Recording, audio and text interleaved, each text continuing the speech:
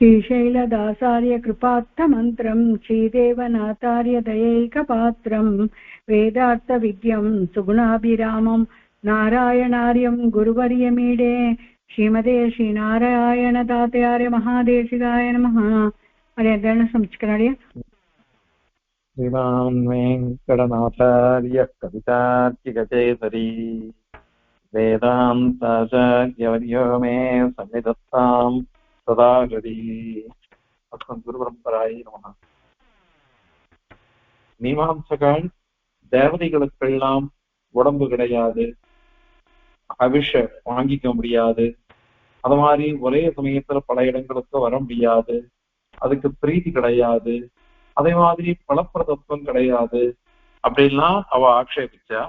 அதற்கெல்லாம் பதில் போன ஸ்லோகத்துல அழகா சாதிச்சு முடிச்சுட்டார். அதெல்லாம் போகட்டும், பெருமாள் விஷயத்துக்கு வாங்குவோம். பெருமாள் திவ்யமங்கல விக்கிரகத்தை பத்தி நம்ம பேசிட்டு இருக்கோம். இப்போ திவ்யமங்கல விக்கிரகம் பெருமாளுக்கு எப்படிப்பட்டது அப்படின்னு கேட்டு கூடவே தேவதைகளுக்கு எப்படின்னு விசாரம் வந்துருச்சு பிரசங்காத்து. இப்ப அதுக்கு மேல அவ என்ன கேட்கிறா, பெருமாளுடைய அவதாரங்கள்ல திருவேணி எப்படிப்பட்டது? பெருமாள் அவதாரம் எடுக்கிறார், அந்த அவதாரத்துல அது திருமேனி எப்படிப்பட்டது? அது நம்மள மாதிரி இருக்கிற திருமேனியா அல்லது அப்ராகிருதமா? அதே மாதிரி பெருமாள் அந்த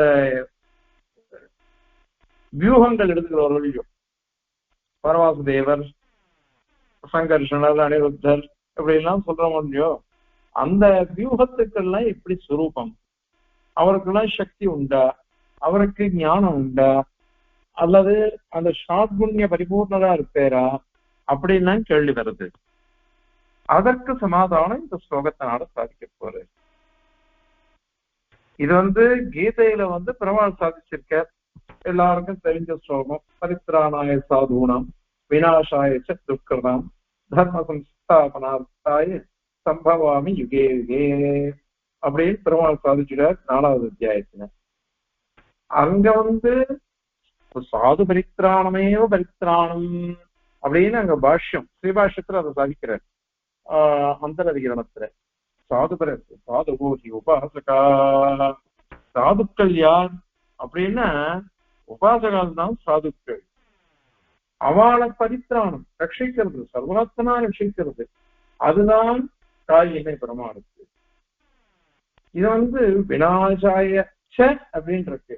இந்த ச அப்படின்ற சப்தத்தினால அது ஆணுஷங்கிக்கும். பெருமாள் சாதுக்களை ரட்சிக்கிறதுக்கோசரம் தான் அவதாரமே தவிர்த்து இவாள துஷ்ட நிகிரகம்ன்றது அது ஆணுஷங்கிகம் தான். அது சங்கல்ப மாத்திரேன 12 பேராம். அது சங்கல்ப மாத்திரம் 12 பேர் அப்படின்னாக்கா சாது பரித்ராணமா அதையே பண்ணிட்டு போலாமே, தனியா அவதாரம் இருக்கணும்னு. அதுக்கு சாது பரித்ராணத்துக்கு எதுக்கு அவதாரம்? அது வேண்டாமே, சங்கல்ப மாத்திரம் பண்ணிட்டு போலாமே. இங்கதான் எம்பெருமானார் கீதா பாஷ்யத்துல சாதிச்சிருக்க. இந்த சாது பரித்ராணம்னாக்கா ராட்சசால இருந்து அவ அடிக்கப்படுறதை தடுக்கிறது, அவ ஜீவிக்க வைக்கிறது, அவளுக்கு உடம்புல எதுவும் வராம பாத்துக்கிறது, அவளை கொண்டு போகக்கூடாது யாரும் அப்படின்ற அர்த்தம் இல்லை. அது இல்லைன்னு பாஷ்யக்காரன் சாதிச்சிருக்காரு. என்னன்னா இந்த சாது பரித்ராணம்னாக்க பெருமாளுடைய திவ்யமங்கல விக்கிரகத்தை சேவிக்கலைன்னாக்கா அவளுக்கு இருக்க முடியாது, அவளுக்கு இருக்கவே முடியாது. பெருமாளுடைய திவ்யமங்கல விக்கிரகத்தை பெருமையையும் அவ சேவிச்சுட்டே ஆசைப்படுவாளாம் எப்பொழுதும். பகவானே சொல்றான், விஸ்வரூப ஸ்ரீவிஸ்வரூபத்தை காமிக்கிட்டு சததம் பிரியகாங்கினா, எப்பொழுதும் இந்த திருமேனியை பார்க்கணும்னு எல்லாரும் ஆசைப்படுறா. அவெல்லாம் பார்க்கவே இல்லை, ஆனா ஆசைப்பட்டுட்டே இருக்கா அவ. யாருன்னா தேவதைகள் எல்லாம் அப்படின்னு பகவான் சாதிக்கிற 11வது அத்தியாயத்துல. அதனால அவளுக்கு இந்த உபாசகால் இருக்காளே எப்பொழுதும் எம்பெருமான சேவிக்கணும். எம்பெருமான சேவிக்கிறதுல, எம்பெருமான் திருமையை நீங்க சேவிக்கிறதுல அவ்வளவு ஈடுபாடு அவளுக்கு. அதுக்கோசரம் அவதாரம். அப்படி வந்தாதான் அவளுக்கு திருப்தியா இருக்குமா. இன்னைக்கும் சரி, சில பேர் இருக்கா அவளுக்கு தாயார் கேட்டா அவளுக்கு தூக்கம் வராது, சாதமும் போகாது.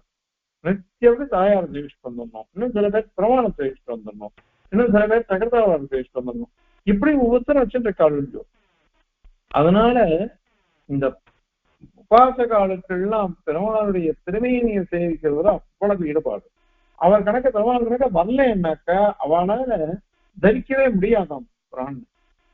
அதுக்கோசரம் பெருமாள் அவதாரம் பண்ற, அவதாரம் அதனாலதான் பண்ற. அதே மாதிரி பெருமாளுடைய பேச்ச கேட்கணும், பெருமாளுடைய பேச்ச கேட்கணும். பெருமாள் என்ன பேசினாலும் அது பரம மதுரமா இருக்குது. அவருடைய திருக்குறள் அந்த வாயிலேருந்து வரதே அந்த சப்தமானது அவ்வளவு ஆனந்தமா இருக்கு. அது கேட்காம அவளால இருக்க முடியாது. அதே மாதிரி பெருமாளுடைய சேஷ்டை, அவருடைய பிரவൃத்தி, அதை பார்த்துட்டே இருக்கணும். அவள் ஏற்கனவே சொல்லிருப்போம். ஒரு விஷயம் சொல்றார். என்ன சொல்றார்? சத்யுப்பிரஜானாம் ஐஸ்வர்யம் பசுனாம் வா நகாமையே அகம் கதம்போ பூயாசம் குந்தோவா யமுனாத்தே. நான் பசுபதியினுடையவோ பிரஜாபதியினுடையவோ ஐஸ்வர்யத்தை விரும்பவில்லை, வேற ஏதோ ஆசைப்படுறேன் அப்படின்னா யமுனை கரையில குந்த விரட்சமாகவோ கதம்ப விரட்சமாகவோ ஆயிட மாட்டேனான். ஏன் அப்படின்னா ஏதாவது ஒரு சதுர யுகத்துல அங்க கிருஷ்ணன் அவதரிப்பான். சரி, கிருஷ்ணன் அவதரிச்சு இந்த மரத்தை பிடிச்சுன்னு விளையாடுவான், பேசுவான். அவனுடைய திருவடி என் பேர்ல படுமை எத்தனை, இதெல்லாம் பார்க்கறது எனக்கு பாக்கியம் இல்லையா? அதனால நான் இருக்கணும், அந்த மாதிரி மரமா மாறிடுவோம், எனக்கு வேற ஐஸ்வர்யமே வேண்டாம் அப்படிங்கிற விஷயம். அதனால பெருமாள் பேசுவது, பெருமாளுடைய பிரவൃத்தி, பெருமாளுடைய திருமையை சேவிக்கிறது, இது மூணு தான் இவாளுக்கு ரொம்ப பிரியமா. உபாசகாலுக்கு அவள்னா பாவனா பிரகர்ஷம், அதாவது பெருமாளை நினைச்சி நினைச்சி நினைச்சு மனதுக்குள்ளேயே பெருமாள்கிட்ட பேசிட்டு இருக்காவா, எப்பொழுதும் பெருமாள்கிட்ட பேசிட்டு இருக்கா. திருக்கச்சிரம்புகளுக்கு கிடைச்ச பாக்கியம் எம்பெருமானாருக்கு கிடைக்கலையே. திருவாரூட்ட ஏங்கினி பண்ணிட்டு இருந்த திருக்கச்சிரம்பிகள் பெருமாள்கிட்ட பேசுவேறவன். அந்த சமயத்துல எம்பெருமானார் கேட்டு வர சொல்லி 6 வார்த்தைகள், அது அத்தனைக்கும் பெருமாள் சமாதானம் சாதிக்கிற, அது திருக்கச்சிரம்புகளுக்கு அது கிடைச்சது. அந்த பாக்கியத்தை எம்பெருமானார் அவர் மூலமா சாதிச்சுட்டேன். அதனால இந்த மாதிரி எதிர்பார்ப்புன்னு அவளுக்கு இருக்குதான். அது இல்லாம அவளால இருக்க முடியாது. அதற்கோசரம் பெருமாள் பரித்ராணாய சாதுனாம், இல்லைன்னா சங்கல்பத்தினாலே பண்ணிவிடலாமே. பகவானுடைய சாது அந்த இந்த சங்கல்பம் சாமான்யமானதா? அப்படி எந்த சங்கல்பம் முடியும். ஆனால் இது மாத்திரம் பெருமாள் நேரம் வந்தாதான் முடியும். இந்த கஜேந்திர மோட்சத்துல கஜேந்திர ஆழ்வான் சொல்ற வாக்கியம் ரொம்ப அழகான வாக்கியம். அது நாகம் கலையபரஸ்யாஸ்ய பிராணார்த்தம் மதுசூதனா. மதுசூதனா, இந்த உடம்ப காப்பாத்திக்கிறது போது உன நான் கூப்பிடல, முதல்ல கிட்ட இருந்து என்னை காப்பாத்திருவேன், அதுக்கு நான் கூப்பிடல. கரஸ்த கமலாங்கேவ பாதையோ ரத்திருந்தவன், உன்னுடைய திருவடியில் நான் புஷ்பத்தை எடுத்துட்டேன், இந்த புஷ்பத்தை உனக்கு நான் ஆராதிக்கணும், இந்த புஷ்பத்தை கொண்டு அதுக்கோசம் தான் நான் எடுத்துட்டேன், நீ வந்தாதானே சமர்ப்பிக்க முடியும், அதுக்கோசம் தான் நான் மதிமுடனேன்னு உன்னை கூப்பிட்டேன், இப்ப சமர்ப்பிச்சுட்டேன், இதுவே எனக்கு போதும். இதுதான் உபாசகனுடைய மனசு. அதனால அப்படிப்பட்டவாளை ரட்சிக்கணும். இவாள துஷ்கருத்துக்களை துஷ்டால நிகிரகம் பண்றதுன்றது ரொம்ப சுலபம் பெருமாளுக்கு. ஆனால் சாதுக்களை திருப்திப்படுத்துறதுன்றது முடியாது. ஏன்னா எவ்வளவு சேவிச்சாலும் அவளுக்கு போரோட பெருமாளை சேவிக்கிறது. நம்ம திருவாயணம் எத்தனை வாடி சேவிச்சா என்ன, இன்னும் கொஞ்ச நேரம் நிக்க விட மாட்டாளா அப்படின்னு தான் தோன்றது. எல்லாருக்கும் அப்படித்தானே தோன்றது அது. அதனால ஆகவே இது பெருமாள் சாதிச்சிட்ட, அந்த பெருமாள் சாதிக்கவே சாது பரித்ராணத்துக்கோசரம் தான் பெருமாள் அவதரிக்கிறார். ஆனால் சரி, அதை ஒத்துக்கிறோம். ஏன் அவதரிக்கிற, அதான் அவதார ரகசியம் சொல்லிட்டீங்களோ, சாதுக்களை உபாசகால ரட்சிக்கிறதுன்றது அது சந்தோஷம்தான். ஆனால் அந்த திருமேனி எப்படிப்பட்டது அப்படின்னாக்கா, அவருடைய திருமேனி அப்ராகிருதமானது. அப்ராகிருதமானது. சுத்த சத்துவம். சுத்த சத்துவம் ஏன் சுத்த சத்துவம் அப்படின்னாக்கா சங்கல்ப மாத்திராத்து வருது. நம்மாழ்வார் சாதிக்கிறார், ஆனால் உடையான் என்று அகதே கொண்டு உகந்து வந்து தானே இன்னருள் செய்து என்னை முற்றவும் தானானான். மீனாய் ஆமையுமாய் நரசிங்கமுமாய் குரலாய் காணாய் ஏனமுமாய் கட்டியா மின்னம் கார்வண்ணனே அப்படின்னு சாதிக்கிறார். தானே இன்னருள் செய்யுது, அவனை உகந்து வந்தாரு. ஆனால் அகுதே கொண்டு உகந்து வந்து ஆசைப்பட்டு வரான். ஏன்னாக்க இத மாதிரி வாழ்னா ரட்சிக்கணுமே, இந்த பக்தானெல்லாம் பண்ணணுமே அப்படின்னு அவன் உகந்து வந்து, அதனால சங்கல்பாசை, தன்னுடைய சங்கல்பத்தை ஆசிரியச்சுதான் வரான். அவன் தன்னுடைய சங்கல்பத்தினாலேயே இங்க எழுந்தோடுறான் பெருமான். இப்படி சங்கல்பத்தினால வர்றதுனால நிறைய காரியங்கள் நடக்கிறது. என்னென்ன நடக்கிறது அப்படின்னா, சாதுக்களை ரட்சிக்கிறது, துஷ்கத்துக்களை நிகிரகம் பண்றது.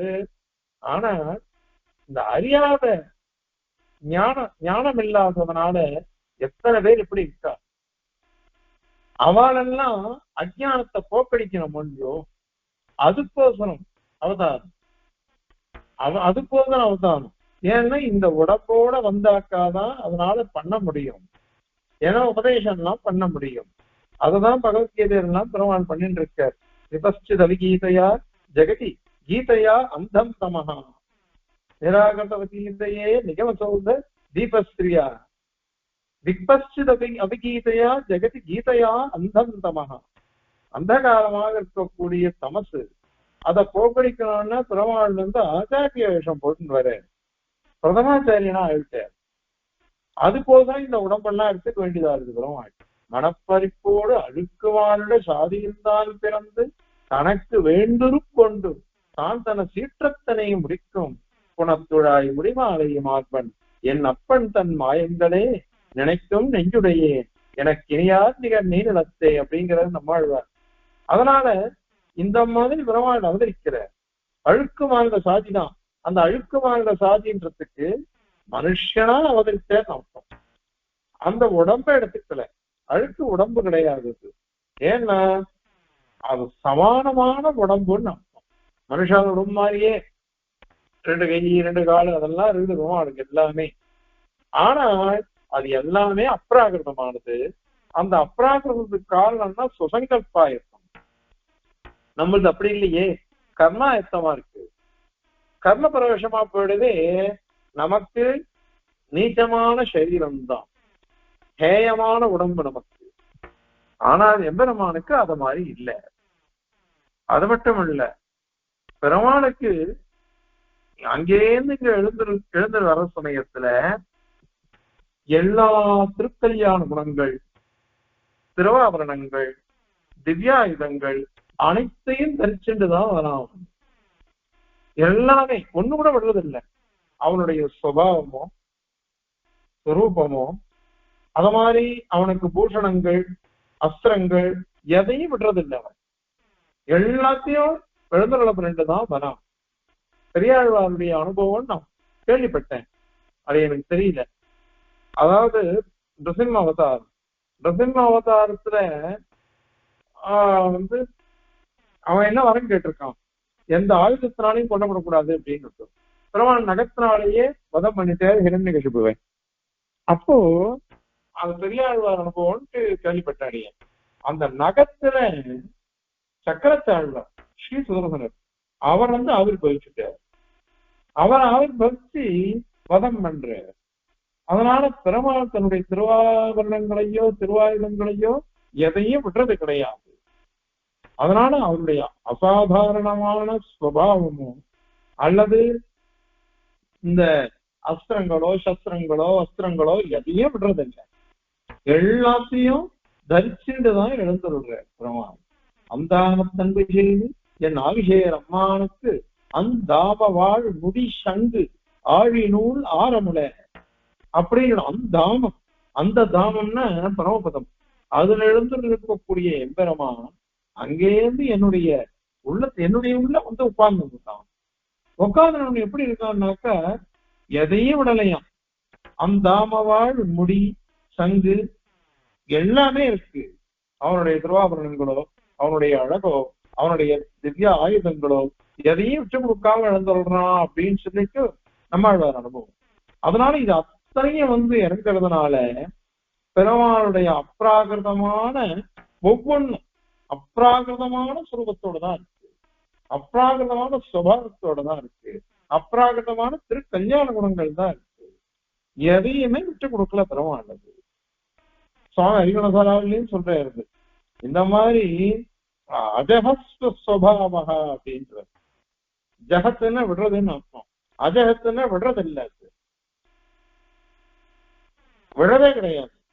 எல்லாம் எதையுமே விடாம தன்னுடைய சுபாவம் சுரூபம் எதையும் விடாம அவன் எழுந்தருள்றான் அவதரிக்கிறது. ஏன் பும்சாம் சம்சார சாந்தி விபரிணமயதி யூக பூர்வேர் விபாகை அப்படின்னு அதிகரணசாராவது சாய்க்கிறார். அதனால பும்சாம் சம்சார சாந்தி நமக்கோசரம் தான் அவன் இறங்கி வரான். அவதாரனால இறங்குறது தானே, அங்க இருந்தவன் நமக்கோசரம் இறங்கி வரான்னா அதனுடைய சௌஷீன்யம் அப்படிப்பட்டது. அது இறங்கி வர்றது எதுக்குன்னா நம்மளுடைய சம்சார விஷயங்கள்லாம் போகணும், அதுக்கோசம் அப்படி இறங்கி வர பெருமாண்டத்து.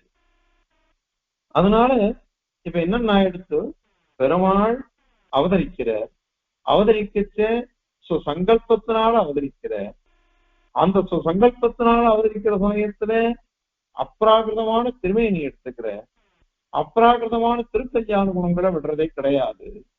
அப்ராகிருதமான திவ்யாயுதங்களோ அத மாதிரி திவ்யாபரணங்களோ எதையும் விடுறது கிடையாது. எல்லாத்தோடையும் எழுந்து விடுற பெருமாள். இதெல்லாம் யாருக்கு போகணும் அப்படின்னா சாது பரித்ராணம் தான் பிரதானம். சாதுக்களான உபாதகால ரட்சிக்கணும், அதுக்கோசரம் இப்படி எழுந்து விடுறாரு.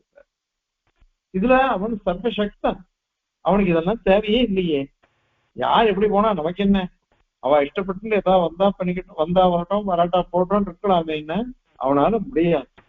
தன்னுடைய குழந்தை கெட்ட வழியில போனா சமாளிக்க முடியுமா, தாங்க முடியுமா? ஆனால் அத மாதிரி பகவான் என்ன பண்றான்னா நமக்கு யாருக்கும் கெடுதல் வந்துடக்கூடாது அப்படின்றதுக்கோசரம் அவதரிக்கிறான். ஆக பெருமாளுடைய திருவுள்ளம் இத மாதிரி இருக்கு.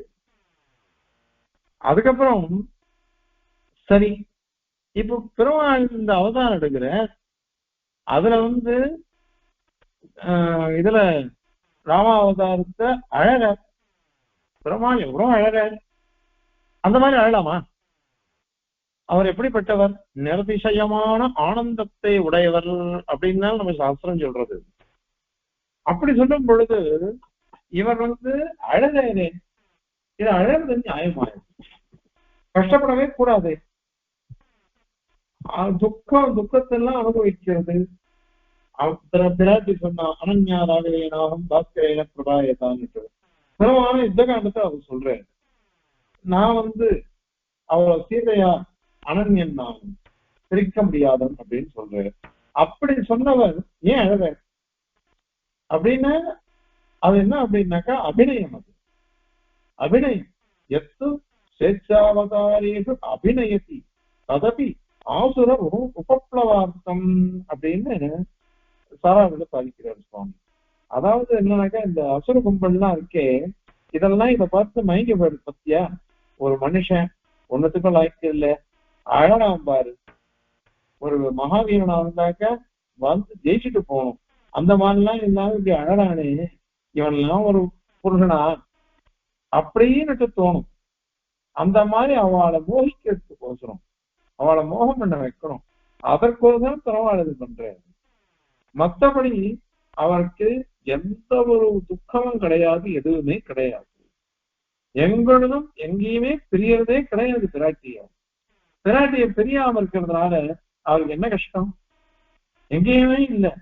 வாமனாவதாரத்துல கிருஷ்ணாதிபத்துக்குள்ள மறைச்சி கபட வாமனம் கிருஷ்ணாதிபத்துல மறைச்சு அவளை அழிச்சுன்னு வர, எங்கேயாவது பிரிஞ்சிருக்கலாம். பெருமாள் சொல்றேன், ஜன்ம கர்மச்சமே திவ்யம் ஏவம் யோ வேத்தி தத்வதஹ त्यक्त्वा देहं पुनर्जन्म नैति मामेति सोऽर्जुना. என்னுடைய ஜன்மம், அவதாரம், என்னுடைய கர்மா, என் பிரவൃத்தி இதெல்லாம் எப்படிப்பட்டது தெரியுமோ? திவ்யம், அப்ராகிருதமானது. இத யார் தத்துவதா யதார்த்தமா யார் தெரிஞ்சுக்கிறாளோ அவள்லாம் என்ன பண்றா தெரியுமா? தன்னுடைய தேகத்தை விட்டுடுறா. தேகத்தை விட்டுட்டு திருப்பி இந்த ஜன்மாவை அடையிறது இல்லை, சம்சார பந்தத்தை அடையிறது இல்லை, சம்சார பந்தத்தை அடையிறது இல்லை. எத்தனை திருமாவளுடைய வசனங்கள் பாருங்க. இவன் தேகத்தை விடுறான், ஜன்மாவை அடையிறதில்லை, மேல என்னையும் அடைஞ்சு விடுறான் அப்படின்ற திறமை. தன்னையும் அடைஞ்சி பரம புருஷார்த்தமான எம்பெருமானையும் அடைஞ்சு விடுறான். திருப்பி ஜன்மா ஆவறதில்லை, திருப்பி தேகம் கிடையாது. இதை காட்டுல வேற என்ன வேணும் ஒரு மோட்சத்துக்கு? அதனால பெருமாளே சொல்றேன், எல்லாம் திவ்யம் அப்ராகிருதம் அப்படின்னு சொல்றாரு.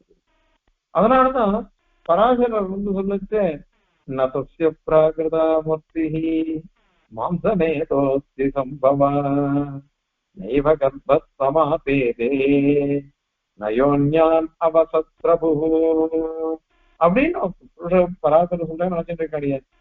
இத அவனுடைய திறமை இருக்குதே, பிராகிருதமான மூர்த்தி இல்லை. நம்ம உடம்பு மாதிரி மாம்சம், மேரசு, அஸ்தி, எலும்பு, சத, ரத்தம், மாம்சம் இதனால ஆனது இல்லை. அதே மாதிரி அவன் கர்ப்பத்துல போய் கர்மாதீனமான கர்ப்பத்துல உட்கார்ந்துக்கலாம். அவன் யோனியிலிருந்து பிறப்புறுப்பிலிருந்து அவன் அவதரிக்கிறான். அந்த மாதிரி கிடையாது. சாட்சாத் எம்பெருமான் எப்படி அவன் இஷ்டப்பட்டு அவதரிக்கிறான் அவன். அதனால அப்ராகிருதமானதா இருந்தாதான் அவனால முடியும் அது.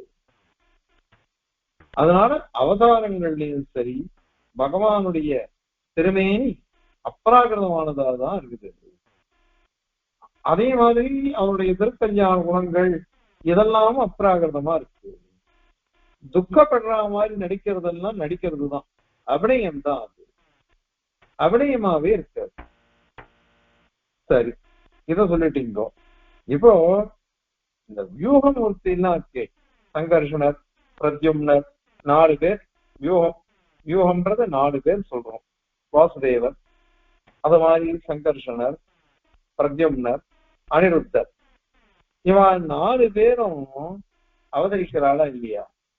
இவாளுக்கு எப்படி இதெல்லாம்? இவாளுக்கு எப்படி? இவாளுக்கு திருக்கல்யாண ஷால்புண்ணிய பூர்ணமா இருக்காள.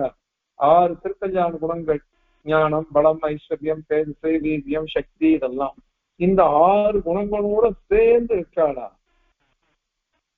ஏன்னா பராசர பட்டர் என்ன பண்ணிட்ட, அவர் இது சொல்லிட்டு போயிட்டார். ஷாட்புண்யாத் வாசுதேவ பர இதி சபவான் முக்த போக்யா அப்படின்னு சொல்லிட்டார். வாசுதேவ வியூகம்ன்றது பரவாசுதேவர் மாதிரியே இந்த வாசுதேவரும் வியூக வாசுதேவர், அவருக்கு 6 குணங்கள் இருக்கு அப்படின்னு சொல்லிட்டார். அத மாதிரி பலாத்யாத்து போதாத்து சங்கர்ஷனா, சங்கர்ஷனர் என்ன பண்ற அப்படின்னா சம்ஹாரம் பண்ற. சம்ஹாரம் பண்றதுக்கு அவருக்கு ஞானமும் பலமும் தேவையா இருக்கு. பலாத்யாது போதாது, பலம், போதம், ஞானம், இது 2 நாள சங்கரனர் என்ன பண்றாருன்னா சம்ஹாரம் பண்ற. அதுக்கப்புறம் என்ன ஆயிருது அப்படின்னா பிரத்யும்னர் வர. அவர் ஐஸ்வர்யம், வீரியம், இந்த 2 திருக்கல்யாண குணங்களை அவர் வச்சுட்டு அவர் என்ன பண்ற அப்படின்னாக்கா இத பண்ற ஸ்திதி ரட்சிக்கிறது அவர் பண்ற. அதே அனிருத்தர் என்ன பண்றாருனாக்கா சக்தியையும் தேஜஸையும் வச்சுட்டு சிருஷ்டி பண்ற.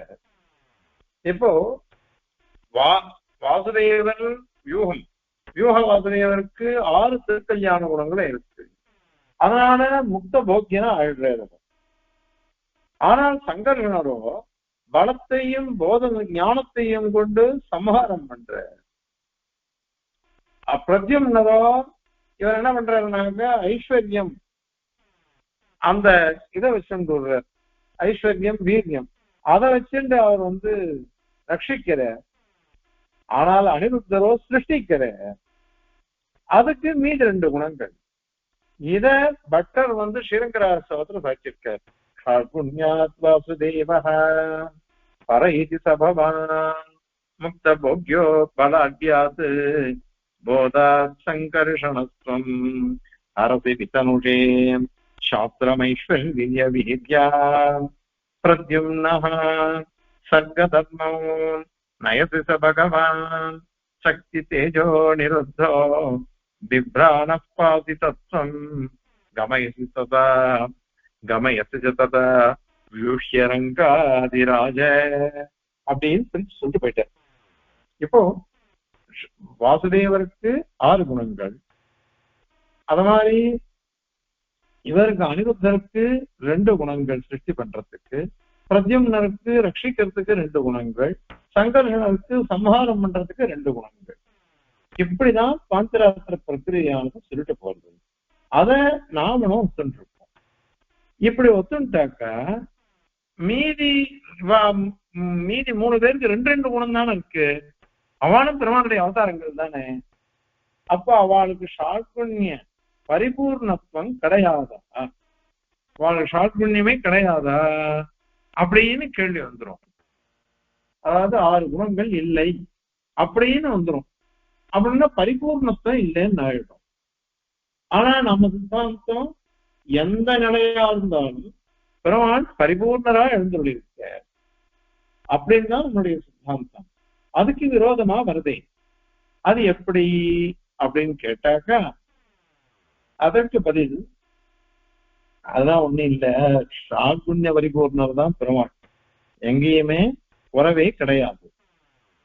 ஆனா இந்த 2 இருக்கே அப்படின்னு கேட்டாக்கா பெருமாளுக்கு இந்த 2 பூர்ணமா வெளிப்படுறது.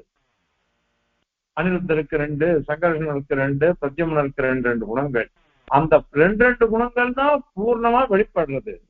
ஏன் அப்படின்னா அவ பிரிச்சுட்டு இருக்கா இந்த காரியங்களை பண்றதுல. ஒருத்தர் சிருஷ்டிய பண்ற, ஒருத்தர் சம்ஹாரத்தை பண்ற, இன்னொருத்தர் ரட்சையை நடத்துற. அந்த ரட்சணத்தை பண்றதுனால அதுக்கு எந்த திருக்கல்யாண குணங்கள் தேவையோ அது ஆவிர்வவிக்கிறது நம்ம வெளியில வருது.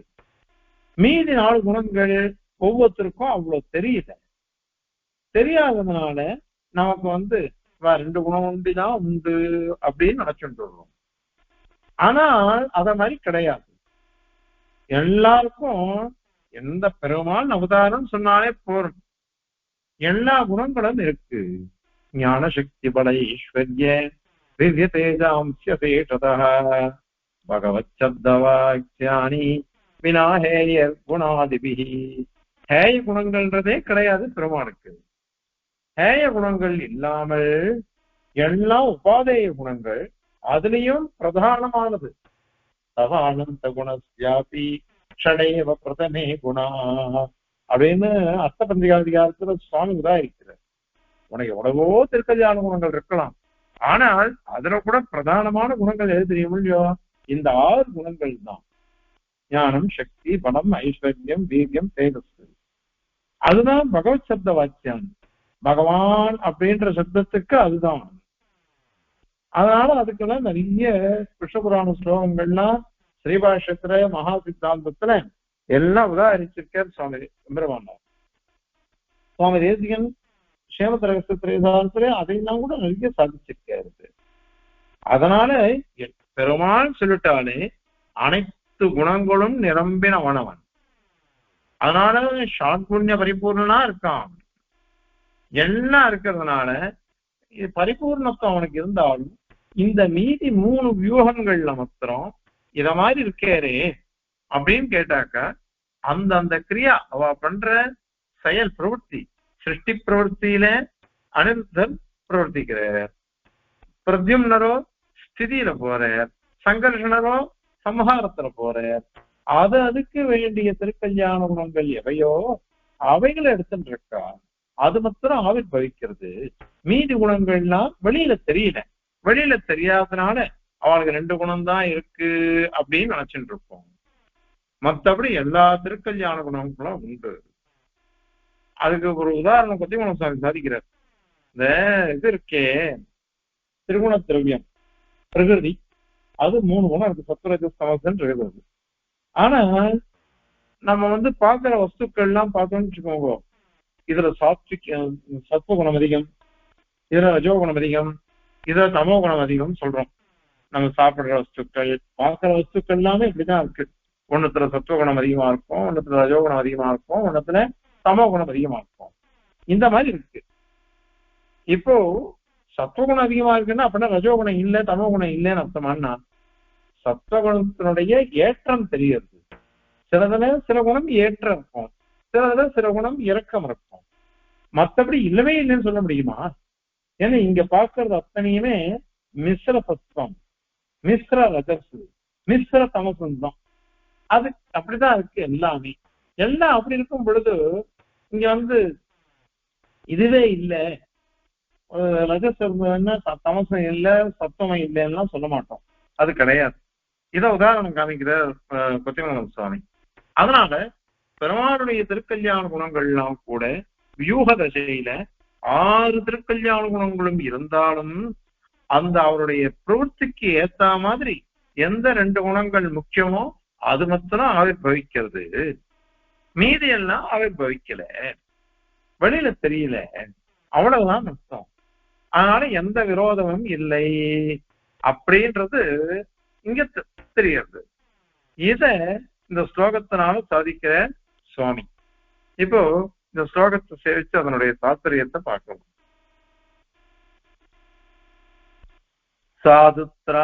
சாதுத்ராதிஹேதோஹ ததுசித சமயே விக்கிரஹாம்சைஹ ஸ்வகீயைஹ ஸ்வேச்சாதஹ சத்யரூபஹ விபுரவதரதி ஸ்வான் குணௌகான் அனுஜன் வியூஹே சங்கர்ஷணாதோ குணநியதி அபிவ்யக்தி வைஷம்யமாத்ராத் விருத்திஹ்ராசாத்யபாவாத் சஹிதவதி சதா பூர்ண ஷாட்குண்யசாலி அப்படின்னு சாதிக்கிறார்.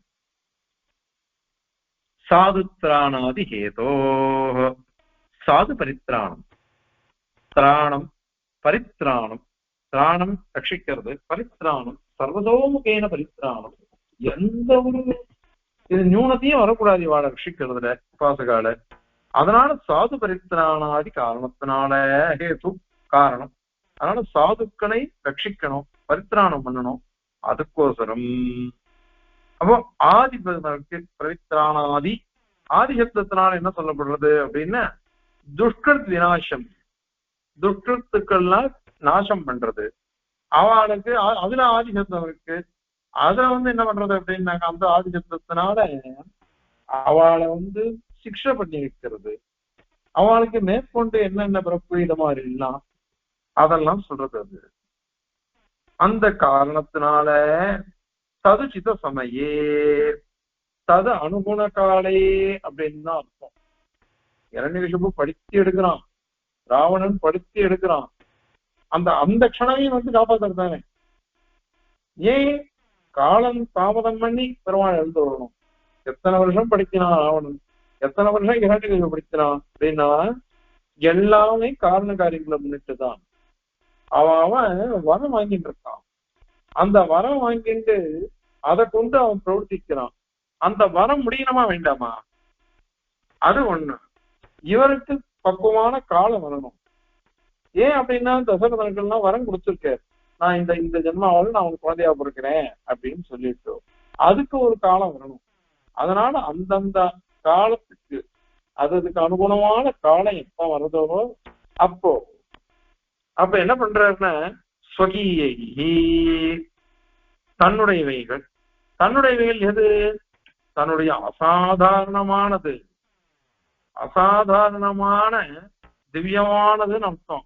அசாதாரணம்னாக்க சாதாரணம்னு சொன்னாக்க நம்ம இந்த மாதிரி ஆயிடும், சாமான்யமா ஆகாரமா ஆயிடும்.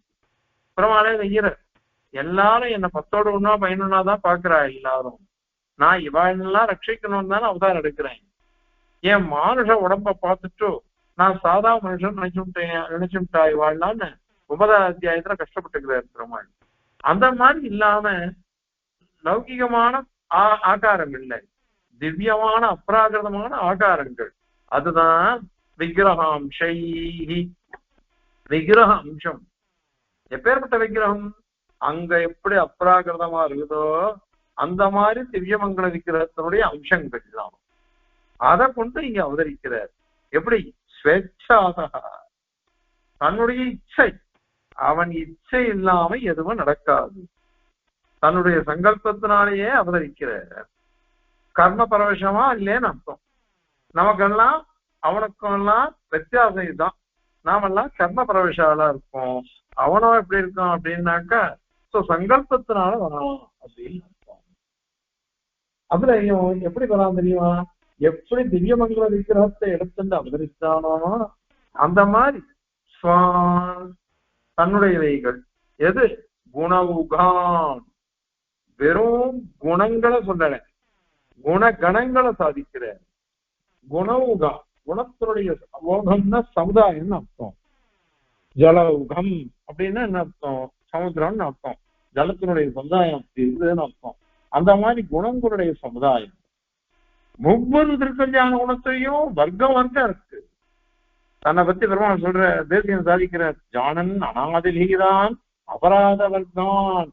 நீயோ குணவுகனா இருக்க, நானும் அபராத வர்க்கனா இருக்கனே அப்படி. ஏன்னா எங்கிட்ட அபராத அவுகன் தான் இருக்கு, உங்ககிட்டயோ குணவுகம் இருக்குதே அப்படின்னுட்டு அங்க சொல்றாரு சுவாமி. அந்த மாதிரி இங்க பெருமாளுக்கு திவ்ய கல்யாண திருக்கல்யாண குணங்கள் தான். அவைகளை அனுஜன்னு, உஜ்ஜன்னு அப்படின்னா விட்டுட்டேன்னு அர்த்தம். அனுஜன்னு அப்படின்னா விடல, தியாகம் பண்ணல. அத்தனை திருக்கல்யாண குணங்களை விடாமலேயே சத்திய ரூபா, அப்ராகிருதமான ரூபம், அவிகாரமான ரூபம். அது விகாரமான ரூபம் இல்லை. சதை அவிகாராய் சுத்தாய் நித்யாய பரமாத்மனே சதைக ரூப ரூபாய விஷ்ணவே பிரப விஷ்ணவே எல்லாம் சொல்றோம். சதைக ரூபன், அவிகாரமான ரூபம். அதனால என்ன ஆயிட்டு? உண்மையான ரூபம், ஒரே மாதிரியான ரூபம். அது பொய்யான ரூபம் இல்லை. இதனால அத்வைத கண்டனமே இங்க சொல்லப்படுறது.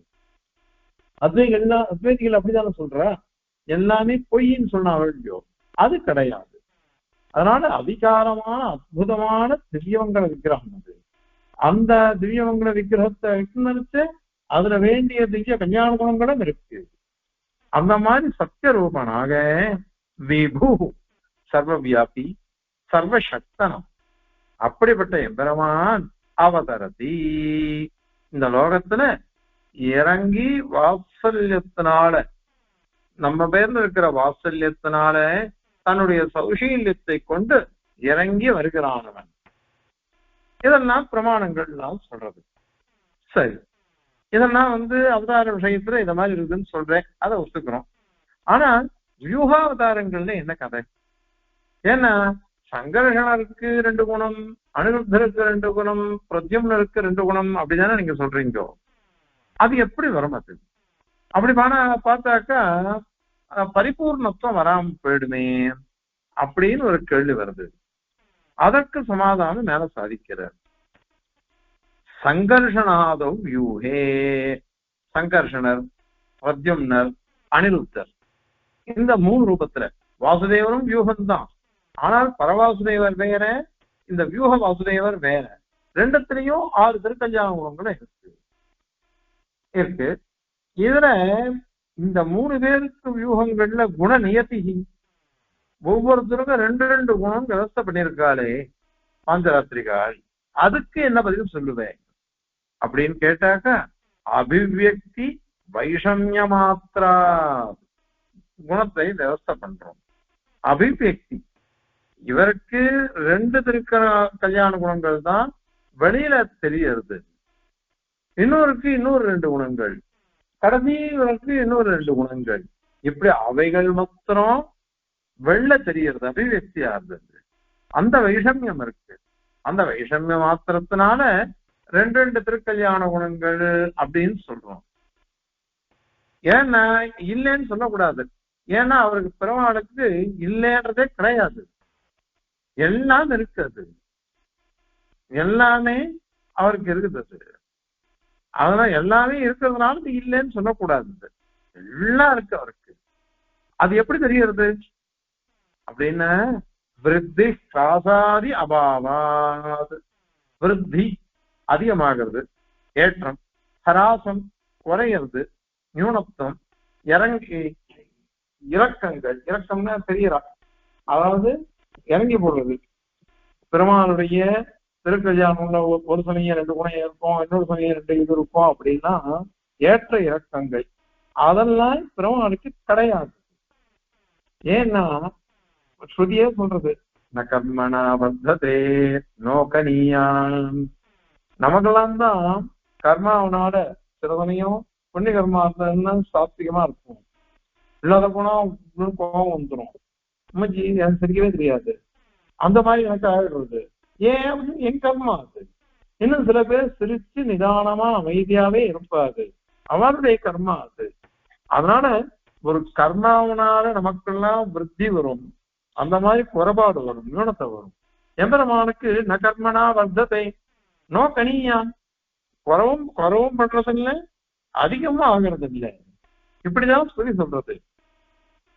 ஏன்னா சரி இந்த மாதிரி அவனுக்கு இதெல்லாம் விருத்திஸ்திராசமே இல்லையே அப்படின்னு அது எப்படி தெரியறது அப்படின்னு கேட்டா சஹி பகவான், அவன் பகவானச்சே.